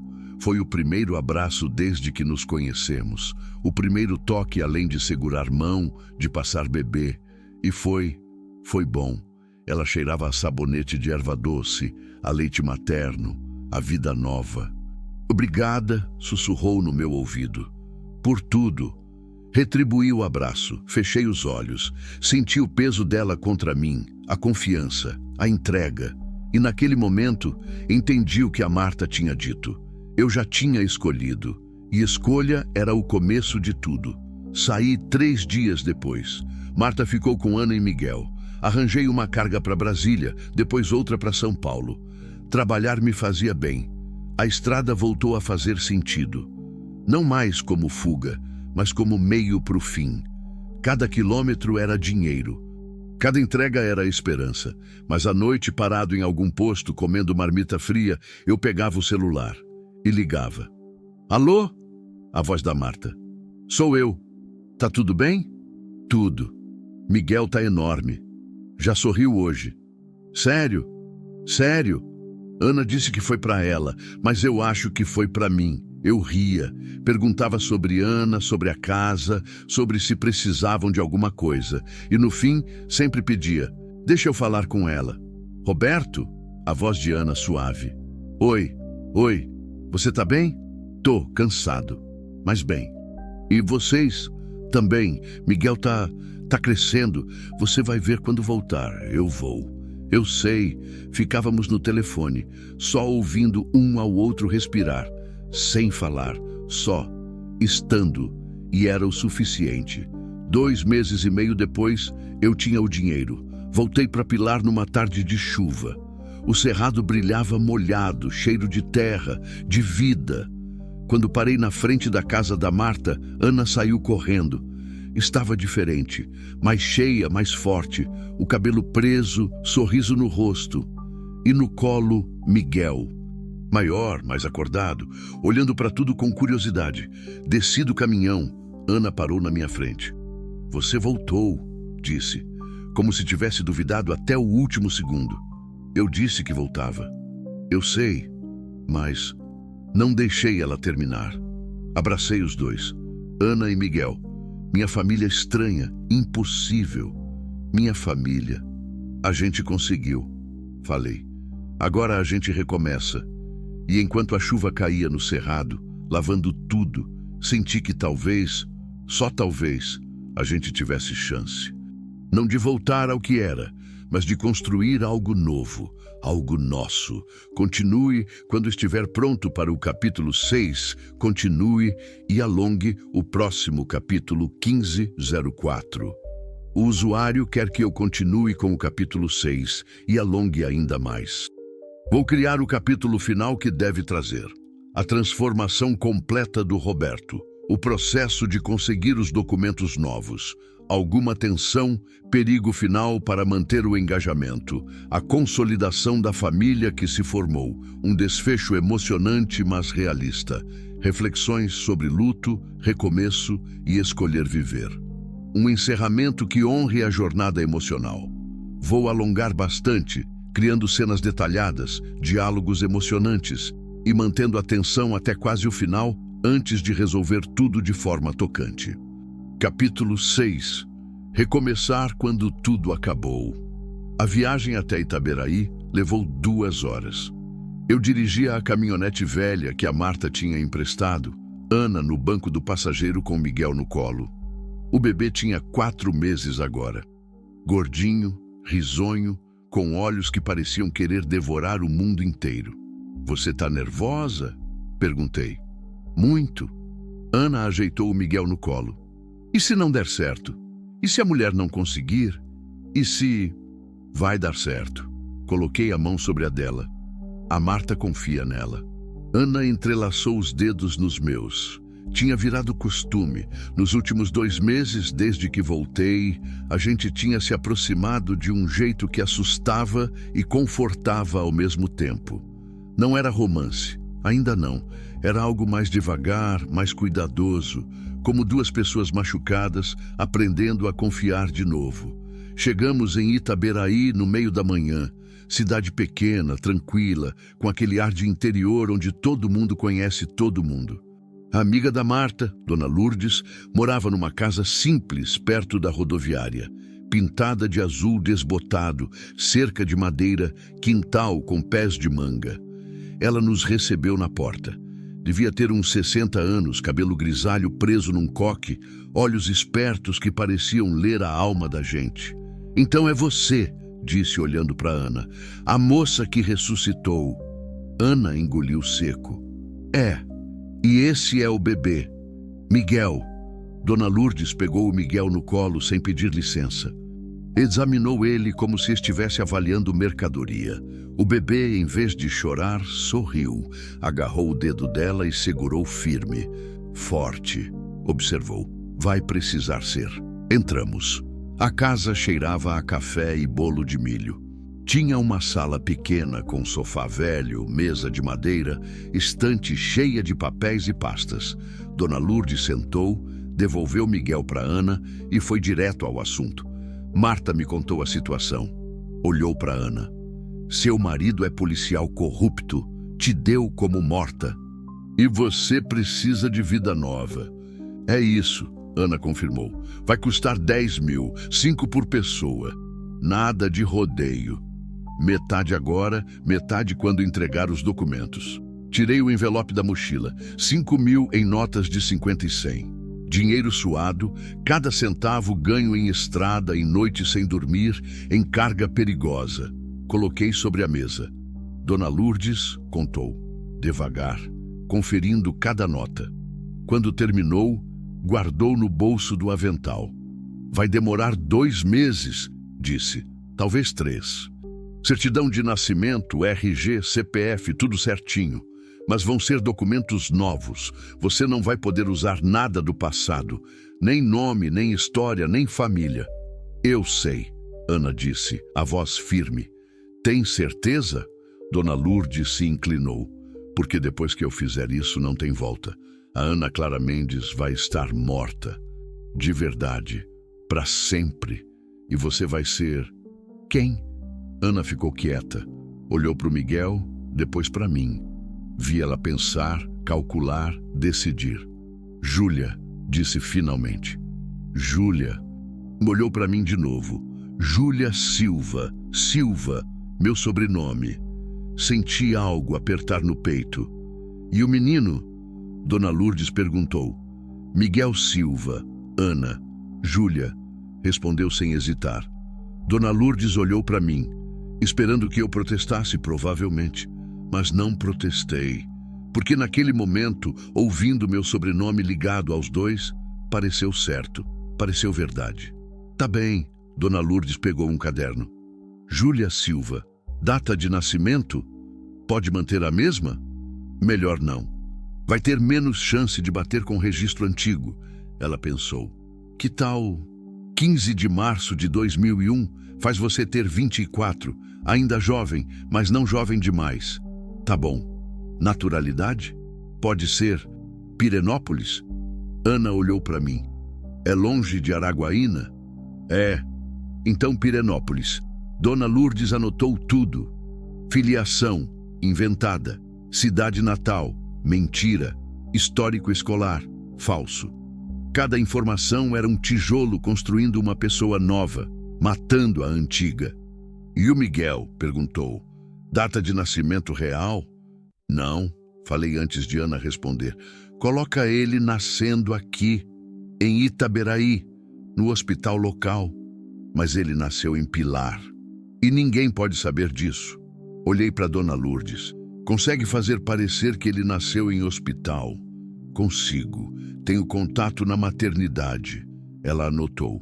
"Mas vai custar mais 500. "Tudo bem." Passamos mais 1 hora acertando detalhes. Quando saímos, eu estava R$ 500 mais pobre e Ana tinha uma pessoa inteira nova esperando para existir. No caminho de volta, ela ficou quieta. Olhando pela janela, Miguel dormindo no colo dela. Você tá bem? Perguntei. Não sei. A voz saiu embargada. Eu acabei de matar a Ana Clara. De verdade agora. Não só na história do Cláudio. De verdade. Você não matou ninguém. Você sobreviveu. Mas eu perdi ela. Uma lágrima escorreu. Perdi minha mãe, meu nome, minha história.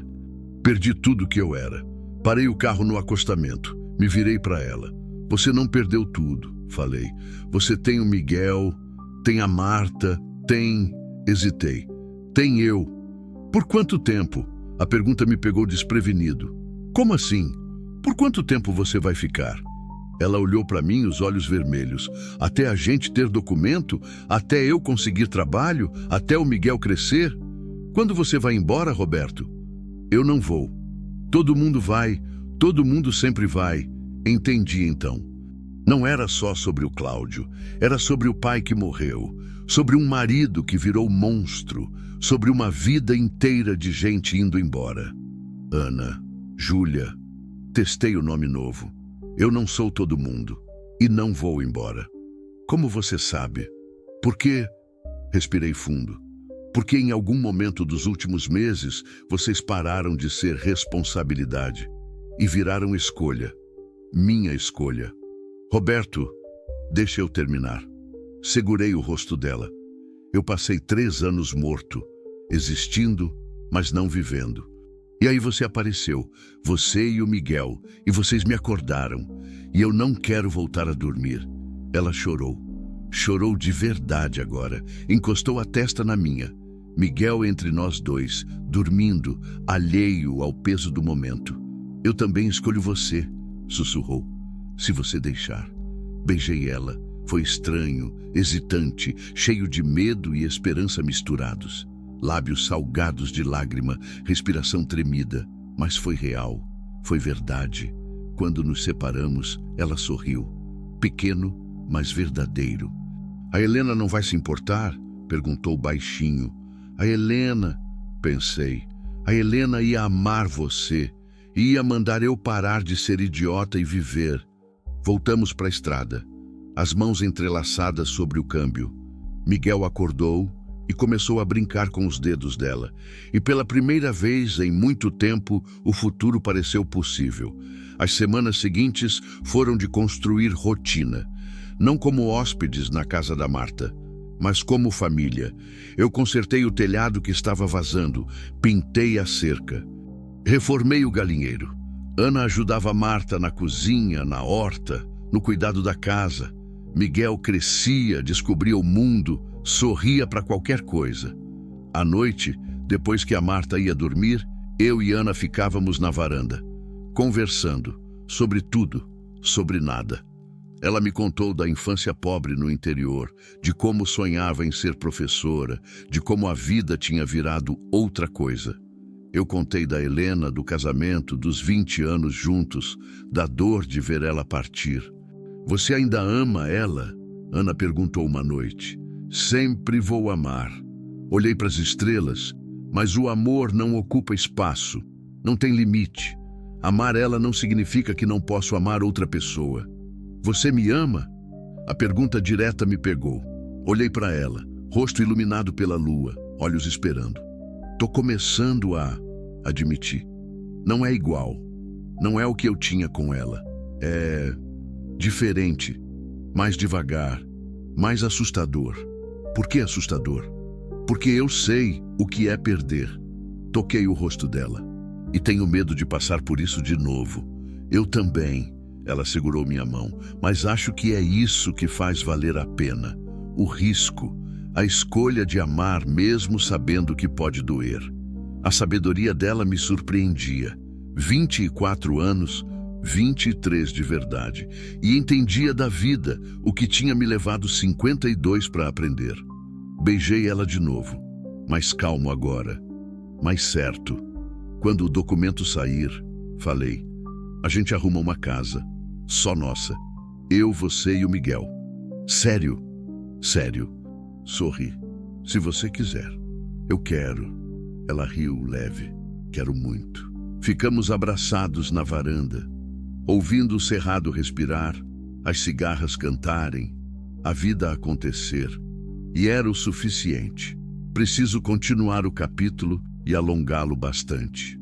Vou adicionar uma tensão quando os documentos estão quase prontos, talvez uma visita inesperada ou notícia preocupante, o momento de receber os documentos, alguma cena emocional de despedida da Marta, a mudança para a casa nova. Reflexão final do Roberto sobre a jornada. Um desfecho tocante que amarre todas as pontas. 2 meses depois, Dona Lourdes ligou. Os documentos estão prontos, disse. Podem vir buscar. Fomos no dia seguinte. Eu, Ana e Miguel. Marta ficou em casa cuidando dos animais. A viagem foi diferente dessa vez, mais leve. Ana cantava baixinho para o Miguel. Eu dirigia com a janela aberta, sentindo o vento. Mas quando chegamos em Itaberaí, algo estava errado. Dona Lourdes estava tensa. Olhava para a rua antes de nos deixar entrar, trancou a porta rápido quando entramos. Aconteceu alguma coisa? Perguntei. Talvez. Ela foi até a janela, espiou através da cortina. Teve uns homens perguntando por aqui ontem, dizendo que procuravam uma mulher. Grávida, fugida. O sangue gelou. Eles sabem que ela está viva, Ana sussurrou. Não sei, mas estão procurando. Dona Lourdes puxou um envelope de dentro da estante. Por isso vou entregar os documentos hoje. E vocês vão embora, imediatamente. Mas ainda falta a outra metade do pagamento. Deixa pra lá. Ela empurrou o envelope para mim. Considero pago. Só saiam daqui. E não voltem. Abri o envelope. Certidão de nascimento. RG, CPF. Tudo novinho. Júlia Silva, nascida em Pirenópolis. Miguel Silva, nascido em Itaberaí. Mãe, Júlia Silva. Pai, Roberto Silva. Pai.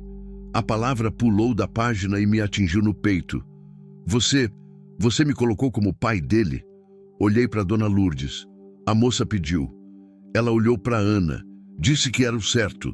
Ana segurava Miguel, me olhava com uma mistura de medo e esperança. Desculpa, eu devia ter perguntado. Mas eu pensei que... Tá certo. Segurei o documento. Tá certo. E estava. Porque naquele papel estava escrito o que já era verdade no coração. Miguel era meu filho, não de sangue, mas de escolha. Vocês precisam ir, Dona Lourdes insistiu. Agora. E você? Ana perguntou. E se eles voltarem? Eu sei me cuidar. Faz 30 anos que faço isso. Ela abriu a porta, olhou para a rua. Tá limpo. Vão. E boa sorte. Saímos rápido. Entrei na caminhonete e liguei o motor. Ana colocou Miguel no bebê conforto que a Marta tinha arrumado. Trancou o cinto. Saímos de Itaberaí acima do limite de velocidade. Coração batendo forte, olhando pelo retrovisor a cada segundo. Eles estão nos seguindo? Ana perguntou tensa. Não vejo ninguém. Como eles descobriram que eu tô viva? Não sei. Talvez não descobriram. Talvez seja só precaução, procurando para ter certeza. E se acharem a gente? Não vão achar. Mas não tinha certeza. E isso me apavorava. Chegamos em Pilar de noite. Marta estava esperando na varanda, ansiosa. Quando nos viu, correu. Graças a Deus. Ela abraçou Ana, depois olhou para mim. A Lourdes me ligou. Disse que teve problema. Teve. Mostrei os documentos. Mas conseguimos. Marta examinou. Viu meu nome como pai do Miguel. Olhou para mim com aquele jeito dela. Então agora é oficial, disse. É. E o que vocês vão fazer? Sumir. Olhei para Ana. Para longe, começar do zero. De verdade. Para onde? Tinha pensado nisso a viagem inteira. Mato Grosso, ou Mato Grosso do Sul. Peguei o mapa que tinha comprado. Lugar grande, lugar onde dá para se perder, onde ninguém faz pergunta. E o que vão fazer lá? Eu posso voltar a rodar, pegar carga local. Olhei para Ana. E você? Você pode terminar os estudos, ser professora como sempre quis. Ana me olhou surpresa. Você lembra disso? Lembro de tudo que você me contou. Ela chorou. De novo. Parecia que chorar tinha virado nossa língua. A forma que a gente se entendia quando as palavras não chegavam. Marta preparou janta. Comemos os 4. Última ceia naquela casa que tinha virado refúgio.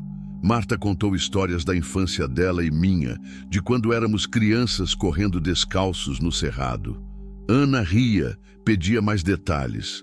Miguel dormia no carrinho ao lado, alheio. Quando a noite chegou, Marta me chamou no quintal. Você tem certeza disso? Perguntou. Tenho. Roberto, você mal conhece essa moça, não sabe se... Eu sei o que preciso saber, interrompi. Sei que ela é forte, que é boa, que cuida do filho dela com um amor que eu nunca vi.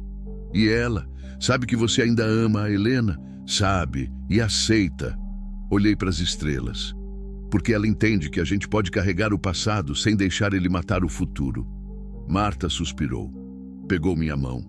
A Helena estaria orgulhosa de você, disse, a voz embargada. Do homem que você virou. Ela ia dizer que eu só voltei a ser quem eu sempre fui. Talvez, mas voltou. E isso é o que importa. Abraçamos, apertado. Ela tinha sido minha rocha quando a Helena morreu. Tinha me aguentado no luto e agora estava me liberando para a vida nova. Obrigado, sussurrei. Por tudo. Só me promete uma coisa. O quê? Que vai ser feliz. Ela se afastou. Olhou nos meus olhos. De verdade, não pela Helena, não pela Ana, por você. Vou tentar. Não, promete. Eu prometo. Partimos na manhã seguinte. Caminhonete carregada com o pouco que tínhamos. Roupas, fraldas, alguns mantimentos. Os documentos novos guardados numa pasta. Uma vida inteira comprimida em meia dúzia de caixas. Marta chorou na despedida. Abraçou Ana como se fosse filha dela. Beijou Miguel na testa, sussurrou bênçãos, me abraçou por último. Cuida deles, disse. Vou cuidar. E deixa eles cuidarem de você também. Vou deixar. Subimos na caminhonete. Miguel no bebê conforto, Ana no passageiro, eu ao volante. Liguei o motor. Olhei para a casa da Marta pela última vez e segui em frente. A estrada para Mato Grosso do Sul foi longa. 2 dias de viagem, parando em postos, dormindo em motel barato. Miguel chorava de cansaço. Ana ficava tensa cada vez que via viatura. Eu dirigia em silêncio, planejando, pensando, orando. Paramos em Campo Grande. Cidade grande o suficiente para nos perdermos, pequena o suficiente para não nos afogarmos. Alugamos uma casa simples num bairro operário. 2 quartos, quintal minúsculo, torneira que pingava, mas era nossa. O primeiro mês foi de ajuste. Consegui trabalho numa transportadora local, rotas curtas, só no estado. Chegava em casa todo dia. Ana ficava com Miguel, cuidava da casa, estudava à noite os livros de didática que comprei para ela. No segundo mês, Miguel completou 6 meses. Já sentava sozinho, balbuciava, sorria para tudo. Ana encontrou uma creche comunitária que aceitou ele de graça. Começou a fazer curso preparatório para terminar o ensino médio. No 3º mês, eu acordei no meio da noite e encontrei Ana chorando na cozinha. O que foi? Perguntei assustado. Nada. Ela limpou o rosto. Eu vi uma notícia sobre o Cláudio. O que aconteceu? Ele morreu. A voz plana. Na cadeia. Brigas entre presos. Levou facada. Sentei ao lado dela. Não sabia se devia ficar aliviado ou triste. O homem tinha tentado matá-la, mas tinha sido o pai do filho dela. Ou devia ter sido. Como você tá? Perguntei. Confusa. Ela olhou para as mãos. Porque uma parte de mim tá aliviada, tá feliz até. Porque agora ele nunca vai poder me achar. Nunca vai poder machucar o Miguel. Uma pausa. Mas outra parte lembra do homem que eu achei que ele era. do homem que eu amei antes de conhecer o monstro. É normal sentir isso. É? É. Segurei a mão dela. Porque você não é como ele. Você ainda consegue sentir. Ainda consegue ser humana. Ela encostou a cabeça no meu ombro. Ficamos assim, em silêncio, ouvindo Miguel respirar no quarto ao lado. Acabou, ela sussurrou. De verdade agora. Ele morreu, eu morri, e a gente nasceu de novo. É, a gente nasceu. Um ano depois, estávamos na formatura dela. Ana, Júlia agora, sempre Júlia, tinha terminado o ensino médio, primeiro lugar da turma. Tinha conseguido bolsa para a faculdade de pedagogia. Começaria em 6 meses. Eu estava na plateia com Miguel no colo. O menino tinha 1 ano e meio. Andava, falava algumas palavras, era dono do meu coração inteiro. Quando chamaram o nome dela, quando ela subiu no palco para receber o diploma, chorei. Chorei de orgulho, chorei de alegria, chorei por tudo que ela tinha passado e superado. No caminho de volta para casa, ela segurava o diploma como se fosse ouro. Eu consegui, dizia rindo. Roberto, eu consegui. Você conseguiu. Não, ela olhou para mim. Nós conseguimos, porque você acreditou, porque você ficou. Eu ia para onde? Minha casa é com vocês. Chegamos em casa, coloquei Miguel para dormir. Ana guardou o diploma numa moldura que eu tinha comprado escondido. Pendurou na parede da sala. Primeiro de muitos, disse. Com certeza. Naquela noite, depois que tudo ficou quieto, saímos para o quintal. Olhamos as estrelas. Eu tinha comprado 2 cadeiras de balanço. Sentamos lado a lado. Roberto, Ana disse de repente, tem uma coisa que eu nunca te perguntei. E é o quê? Por que você parou naquela noite? Ela me olhou. De verdade. Por que você arriscou sua vida por uma desconhecida? Pensei. Pensei na estrada vazia, na onça parada, no medo que travou meus músculos. Pensei na Ana amarrada, chorando. Pensei na escolha. Porque... Comecei. Porque quando a Helena morreu, uma parte de mim morreu também. E eu fiquei 3 anos sendo fantasma, fazendo tudo no automático, existindo, mas não vivendo. Olhei para as estrelas. E aí, naquela noite, eu vi você, e alguma coisa dentro de mim acordou, alguma coisa que gritou, isso é o que significa estar vivo, escolher, agir, sentir. E você não se arrependeu de ter escolhido? Nem um segundo. Peguei a mão dela. Você me salvou tanto quanto eu salvei você. Como assim? Me salvou de mim mesmo, do luto que ia me matar devagar, da solidão que já tinha virado prisão. Olhei nos olhos dela. Você e o Miguel, vocês me deram motivo para acordar, motivo para tentar, motivo para viver. Ana chorou, mas era choro bom, lágrimas de gratidão, de pertencimento. Eu te amo, disse. Primeira vez que falava. Não do jeito que eu amei o Cláudio antes dele virar monstro, não do jeito de conto de fada, mas do jeito real, do jeito que é escolher todo dia ficar, do jeito que é construir junto, do jeito que é família. Eu também te amo, respondi. E era verdade. Não apagava o que senti pela Helena. Não substituía, mas existia, real, forte, verdadeiro. Beijamos, sob as estrelas, no quintal da nossa casa, com nosso filho dormindo lá dentro, e era perfeito. Não porque não tinha cicatriz, mas porque as cicatrizes faziam parte da história. 3 anos se passaram. Miguel tinha 4 anos e meio. Inteligente, curioso, cheio de energia, perguntava sobre tudo. Por que o céu é azul? Por que caminhão é grande? Por que você não é meu pai de verdade? Essa última doeu, mas respondi com honestidade. Porque seu pai de verdade não soube cuidar de você, disse ajoelhado na altura dele. Mas eu escolhi cuidar. E às vezes, escolha é mais forte que sangue. Então você é meu pai de escolha? É.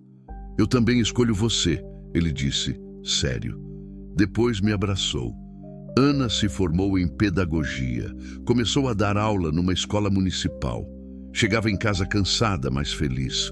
Contava das crianças, dos desafios, das pequenas vitórias. Eu continuei na estrada, mas agora voltava todo dia. Casa virou lar. Lar virou tudo. Num domingo de manhã, acordei e Ana não estava na cama. Fui procurar. Encontrei ela no quintal, olhando para o céu que clareava. "Tá tudo bem?" perguntei. "Tá." Ela sorriu. "Eu só estava pensando." "No quê?" "Em como a vida é estranha." Veio para perto de mim. 3 anos e meio atrás, eu estava amarrada numa estrada esperando para morrer. E agora? Agora eu tenho diploma, tenho casa, tenho trabalho que amo, tenho filho saudável, tenho você. E eu tenho vocês. Às vezes eu acordo e acho que vou acordar de verdade, que tudo isso é sonho, que eu ainda tô lá naquela estrada. Não tá. Abracei ela. Tá aqui, viva, real. Eu sei, mas dá medo. Medo de perder, medo de acabar. Vai acabar. Fui honesto. Uma hora ou outra tudo acaba, mas isso não torna menos real, não torna menos importante. A Helena te ensinou isso? Ensinou.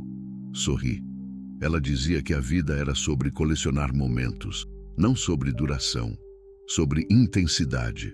Ana encostou a cabeça no meu peito. Então vamos colecionar, disse. Quantos momentos dermos conta? E colecionamos.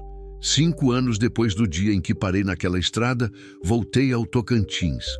Não tinha planejado, mas peguei uma carga que passava por lá. E algo me puxou, uma necessidade de fechar o círculo, de ver o lugar onde tudo mudou. Parei no mesmo trecho de estrada. Era fim de tarde de novo. Mesmo horário, mesma luz dourada queimando o cerrado. Desci do caminhão. Andei até o ponto exato. Ainda dava para ver, se procurasse bem, marcas de onde a Ana tinha ficado ajoelhada. Terra mais escura, mato amassado. Fiquei ali, lembrando. A onça, o medo, a escolha. Peguei o celular, liguei para casa. Alô? A voz da Ana. Oi, sou eu. Roberto, cadê você? Tá demorando. Tô no Tocantins, no lugar onde a gente se conheceu. Silêncio do outro lado. Depois, como é que tá? Igual, e completamente diferente. Olhei em volta. Porque agora, quando olho para esse lugar, não vejo só morte, vejo começo. Também vejo, a voz dela suave, vejo o dia que eu nasci de verdade. Eu também. Volta logo para casa, ela pediu. A gente tá com saudade. Tô voltando. Amanhã de manhã tô aí. Te amo. Também te amo. Desliguei. Fiquei mais alguns minutos, despedindo do fantasma que eu era, agradecendo a onça que não atacou, agradecendo a estrada que me ensinou que destino é só a gente escolhendo ser melhor do que tem obrigação de ser. Voltei para o caminhão, liguei o motor, olhei uma última vez para o lugar onde tudo começou e fui para casa, para Júlia, para o Miguel, para a vida que escolhemos construir sobre as ruínas do que fomos. Epílogo. Viver apesar de tudo 10 anos depois. Miguel tem 14 anos, alto, espigado, com olhos espertos da mãe e teimosia minha. Joga futebol, tira notas boas, me chama de pai sem hesitar. Júlia é diretora da escola onde começou como professora, respeitada, amada pelos alunos. Ainda tem pesadelos às vezes. Acorda suada, me procura no escuro. Eu seguro ela até passar. Eu parei de rodar há 3 anos. Comprei um pequeno negócio de transporte. 3 caminhões. Contratei 2 motoristas. Fico mais em casa agora. Temos uma vida simples, normal, maravilhosa. Nunca nos casamos no papel, mas nos casamos em tudo que importa. Na escolha de ficar, na construção de cada dia, no amor que cresce devagar, com raiz profunda. Às vezes, muito raramente, alguém pergunta sobre o passado, sobre a família dela, sobre como nos conhecemos. Contamos uma versão editada. Conhecemos na estrada. Ela estava grávida, sozinha. Eu ajudei. Nos apaixonamos. Miguel virou meu filho de coração. É verdade. Só não é toda a verdade. Mas toda a verdade não precisa ser contada. Algumas histórias são nossas. Só nossas. Hoje é domingo. Estamos no sítio que compramos no ano passado. Pequeno. 10 alqueires de cerrado, casa simples, rio nos fundos. Miguel joga bola com os amigos.